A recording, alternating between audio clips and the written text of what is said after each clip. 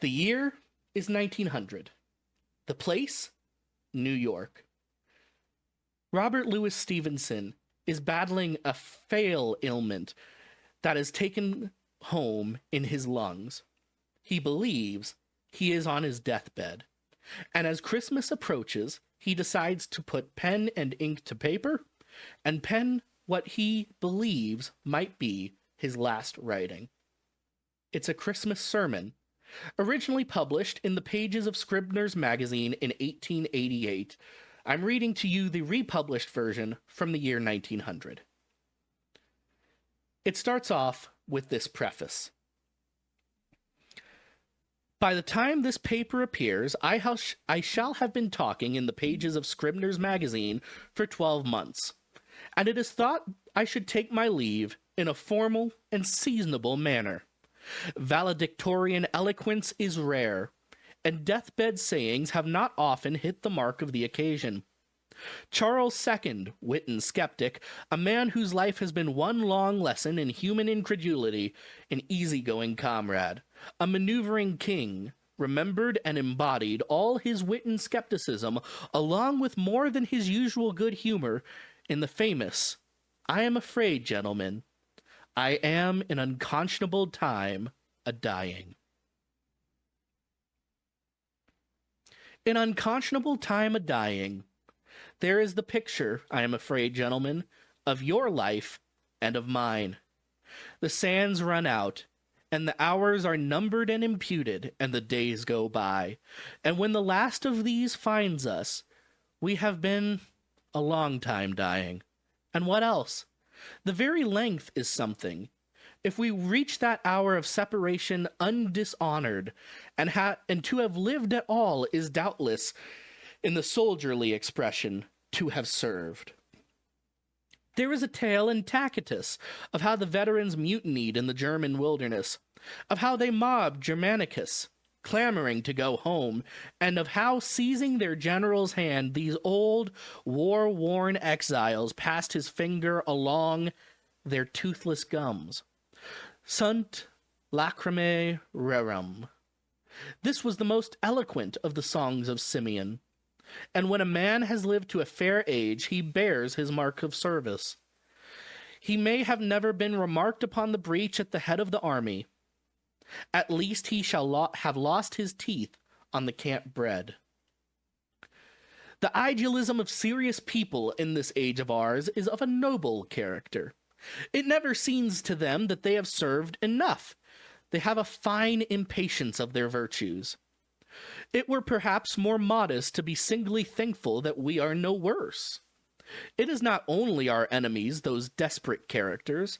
It is we ourselves who know not what we do. Thence springs the glimmering hope that perhaps we do better than we think. That to scramble through this random business with hands reasonably clean, to have played the part of a man or woman with some reasonable fullness, to have often resisted the diabolical, and at the end to still be resisting it, is for the poor human soldier to have done right well. To ask to see some fruit of our endeavor is but a transcendental way of serving for reward. And what we take to be contempt of self is only greed of higher. And again, if we require so much of ourselves, shall we not require much of others? If we do not genially judge our own deficiencies, is it not to be feared that we shall be even stern to the trespasses of others? And he who, looking back upon his own life, can see no more than that he has been unconscionably long a-dying, will he not be tempted to think his neighbor unconscionably long of getting hanged? It is probable that nearly all who think of conduct at all think of it too much. It is certain we all think too much of sin. We are not damned for doing wrong, but for not doing right. Christ would never hear of negative morality. Thou shalt was ever his word, with which he superseded thou shalt not. To make our idea of morality center on forbidden acts is to defile the imagination and to introduce into our judgments of our fellow man a secret element of gusto. If a thing is wrong for us, we should not dwell upon the thought of it, or we shall soon dwell upon it with inverted pleasure. If we cannot drive it from our minds, one thing or of two: either our creed is in the wrong and we must more indulgently remodel it, or else, if our morality be in the right, we are criminal lunatics and should place our persons in restraint. A mark of such unwholesomely divided minds is the passion for interference with others. The fox without the tail was of this breed, but had, if his biographer is to be trusted, a certain antique civility, now out of date.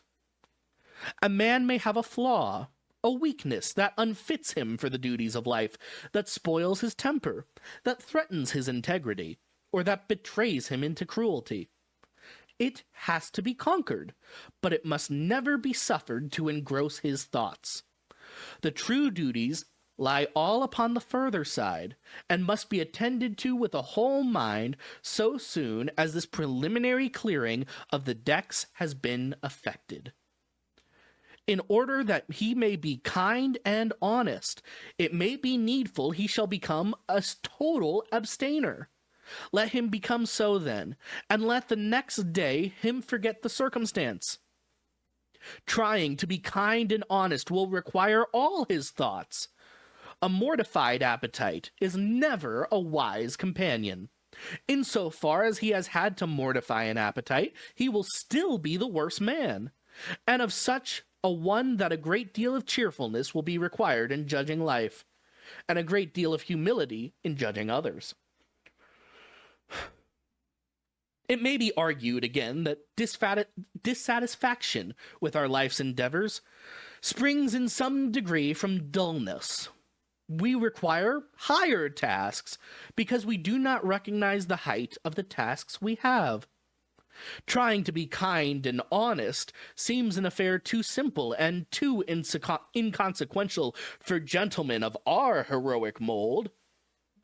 We had rather set ourselves to something bold, arduous, conclusive. And we had rather found a schism or suppress a heresy, cut off a hand or mortify an appetite.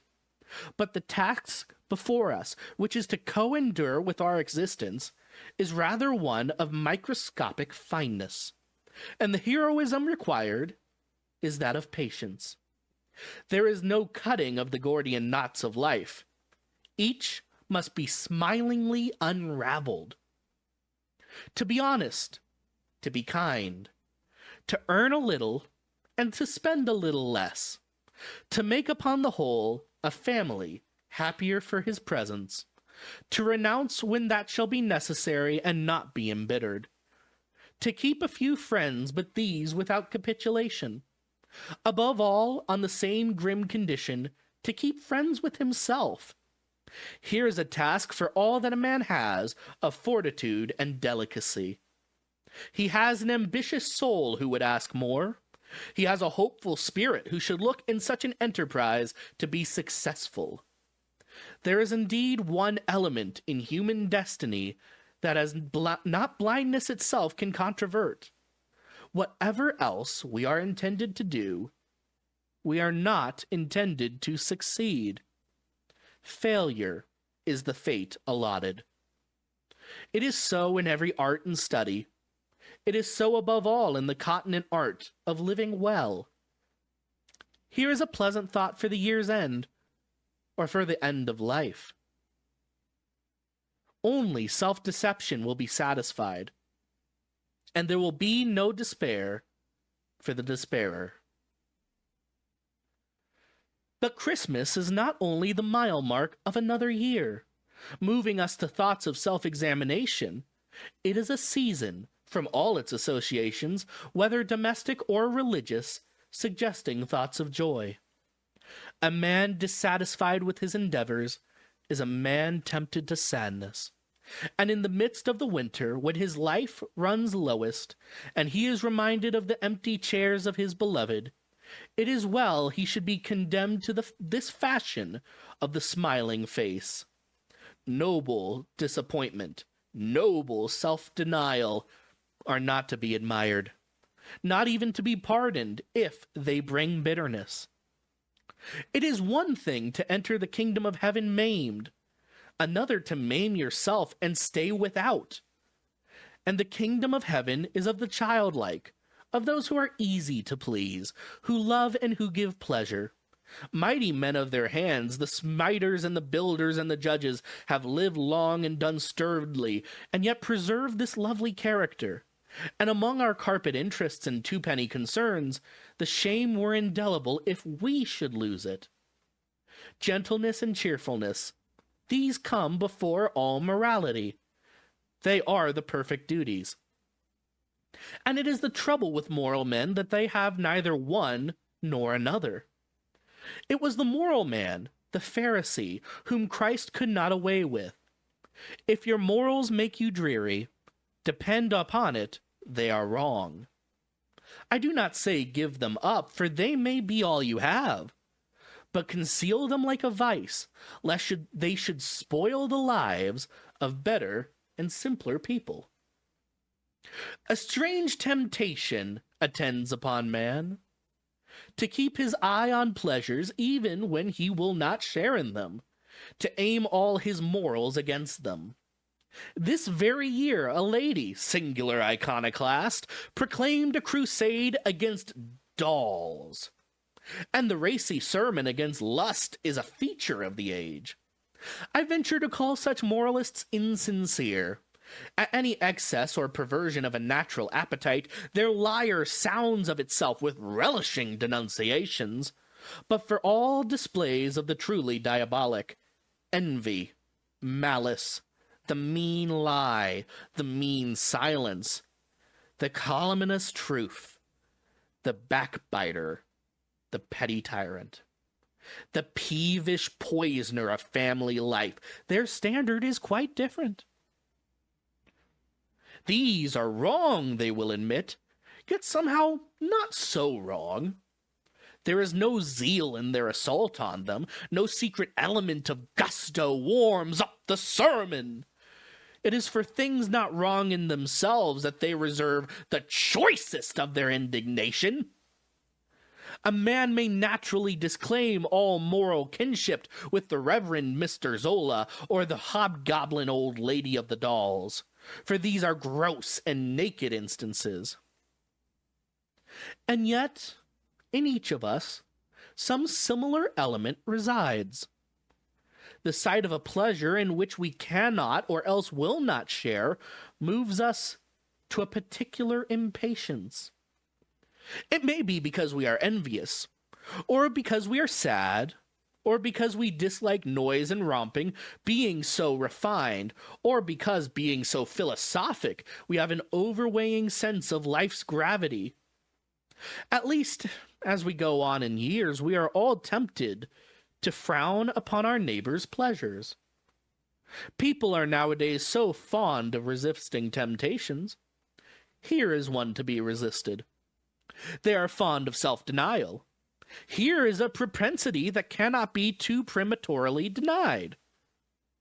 There is an idea abroad among moral people that they should make their neighbors good.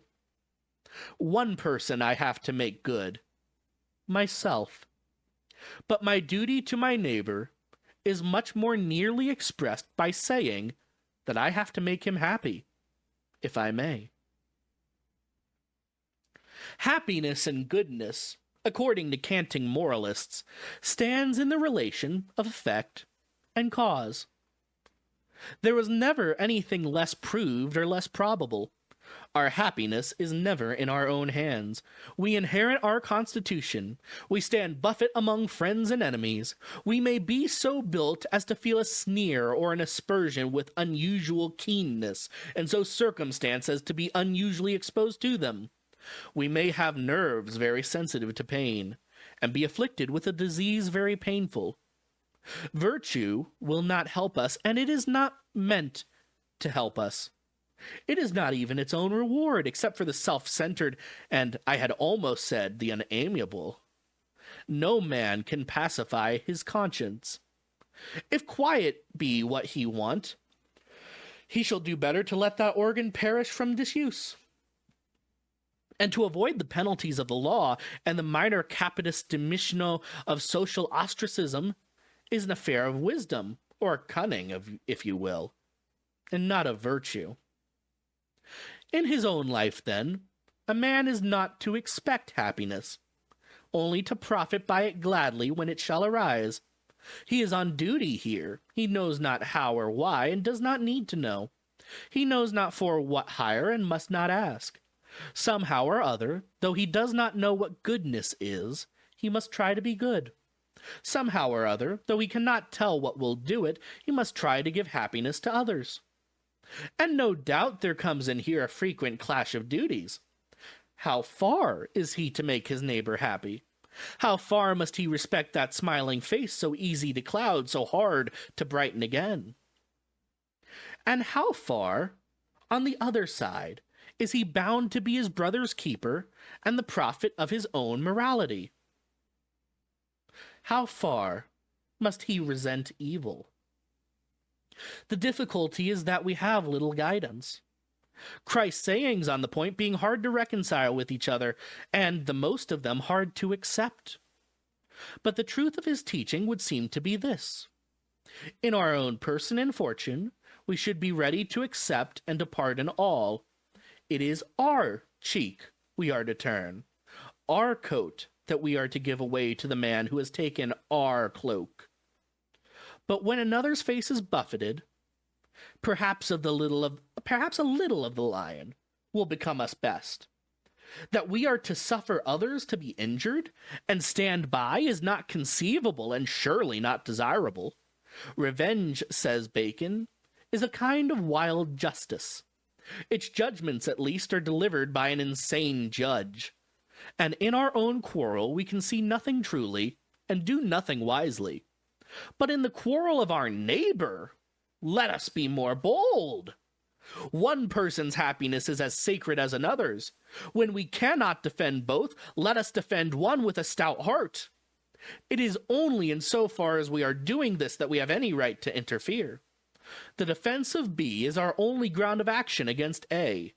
A has as good a right to go to the devil as we go to glory, and neither knows what he does. The truth is that all these interventions and denunciations and militant mongerings of moral half-truths, though they be sometimes needful, though they are often enjoyable, do yet belong to an inferior grade of duties. Ill temper and envy and revenge find here an arsenal of pious disguises. This is the playground of inverted lusts. With a little more patience and a little less temper, a gentler and wiser method might be found in almost every case, and the knot that we cut by some heavy quarrel seen in private life or in public affairs by some denunciatory act against what we are pleased to call our neighbor's vices, might yet have been unwoven by the hand of sympathy. To look back upon the past year, and see how little we have striven and to what small purpose, and how often we have been cowardly and hung back, or temerarious and rushed unwisely in, and how every day and all day long we have transgressed the law of kindness. It may seem a paradox, but in the bitterness of these discoveries, a certain consolation resides. Life is not designed to minister to a man's vanity. He goes upon his long business most of the time with a hanging head, and all the time like a blind child, full of rewards and pleasures as it is, so that to see the day break or the moon rise, or to meet a friend, or to hear the dinner call when he is hungry, fills him with surprising joys. This world is yet for him no abiding city. Friendships fall through, health fails. Weariness assails him year after year. He must thumb the hardly varying record of his own weakness and folly. It is a friendly process of detachment. When the time comes that he should go, there need be few illusions he left about himself. Here lies one who meant well, tried a little, failed much. Surely that must be his epitaph, of which he need not be ashamed. Nor will he complain at the summons which calls a defeated soldier from the field. Defeated, aye, if he were Paul or Marcus Aurelius. But if there is still 1 inch of fight in his old spirit, undishonored. The faith which sustained him in his lifelong blindness and lifelong disappointment will scarce even be required in this last formality of laying down his arms. Give him a march with his old bones, there, out of the glorious sun-colored earth, out of the day and the dust and the ecstasy. There goes another fateful failure. From a recent book of verse, where there is more than one such beautiful and manly poem, I take this memorial piece. It says better than I can what I love to think. Let it be our parting word. A late lark twitters from the quiet skies, and from the west, where the sun his day's work ended, lingers as in content, there falls on the old gray city, in influence luminous and serene, a shining peace. The smoke ascends in a rosy and golden haze. The spires shine and are changed. In the valley shadows rise. The lark sings on. The sun, closing his benediction, sinks, and the darkening air thrills with a sense of the triumphing night. Night, and her great train of stars, and her great gift of sleep. So be my passing. My task accomplished and the long day done, my wages taken, and in my heart some late lark singing. Let me be gathered to the quiet west, the sundown, splendid and serene. Death.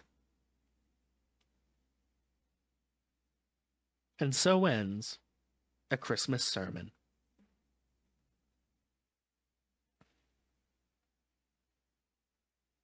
Gonna let that one sit for a minute. One last thing to note before I leave you. I leave it to you to figure out how much of this is worthwhile. I will intimate to you that I think about half of it is. I think half of it is the odd contemplation of a man struck with illness. I think about half of it is incredibly wise. I will not tell you which is which, for that would defeat the purpose of my being here. I will instead invite you to figure this out for yourself. There is an answer, a correct one. And I will even give you a hint if you so desire. He points out that morality is a lesser duty to happiness and joy. Think on that question, if you will. Are the two really so divorced? Or are they as far from each other as the East and the West?